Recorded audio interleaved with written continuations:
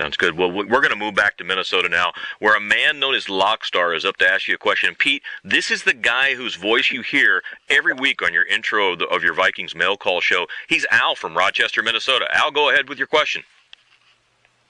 Hey, Pete, glad to finally talk to you, man. That's great. Yeah.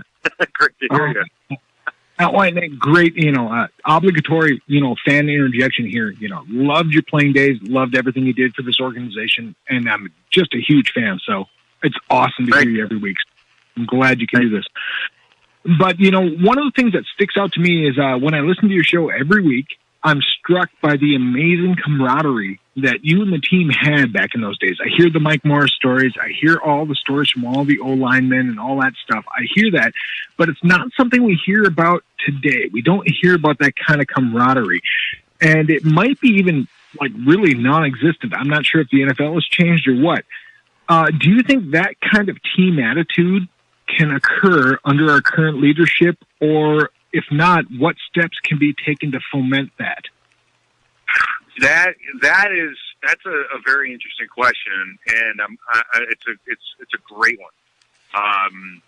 Tom and I have been trying to get Dennis Green or Denny Green on to talk with him, and to be honest with you, that question there is the one thing I've been dying to ask him, because even the wives of the players are they still keep in touch, and they all remember each other, and all the different, there was no question, there was a camaraderie, and some of it I think had to do with the fact that football I think back then was just a little tougher, and by that I mean camp was more like a camp, so that kind of brings guys together. Denny would always make a guy have a roommate. You didn't have a room by yourself.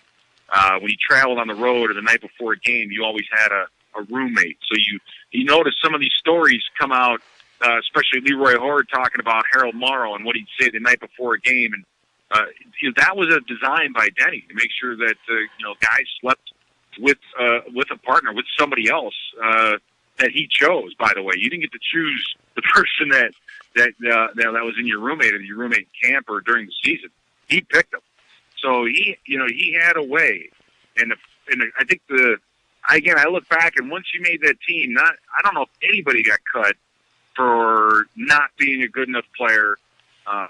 What you got cut for was showing up late and for not fitting in or being a problem, fighting or things like that. He never went in the locker room. I only saw him in the locker room twice in I think 7 years, and both of them occurred after fights. He knew the locker room was for the players and it was their area, but he's very mindful of the people that he put into the mix. He did not want a person that would go in there and destroy what was going on. And he built a group of guys that really stuck together. And to this day, we all still stay in touch and stay together, so to speak. But the memories, you wouldn't trade them for anything. And I think once it's all said and done and you get far enough away, the money goes, everything else goes, but those memories are always there. But that group, we all definitely respected each other, had a lot of fun, and the genius of Denny Green, and I do mean genius, because as a coach, I've thought about this over and over again, just how do you put a group of men, some with humongous egos, in a room together and make them get along, make these guys work together for a common goal. I mean, how do you do that? It is so hard, especially with some of the ones that you pay a ton of money to, and you can't just get rid of them. You can't just cut them. I mean, how do you balance all that? It's an amazing job that he did, and it's something that I wish I could have figured out. And again, it's the one question that I'm dying to ask him. But you're absolutely right. There was a chemistry there that was rarely seen. And to Al's point, Pete, you're around the locker room today. Is there that camaraderie to a degree? The only time I'm in or around that locker room is when there are other people, reporters or other people in there. So you don't get to see what really goes on. You can kind of talk about it a little bit, but not really. You don't really know. Is it like it was back then? Guys have changed, players have changed, a lot of things have changed. When I got into the league, it was really just the beginning of free agency. I mean, you still had, guys that were tethered to teams for a very, very long time. So they knew everyone. They'd been around forever. So, definitely a different time.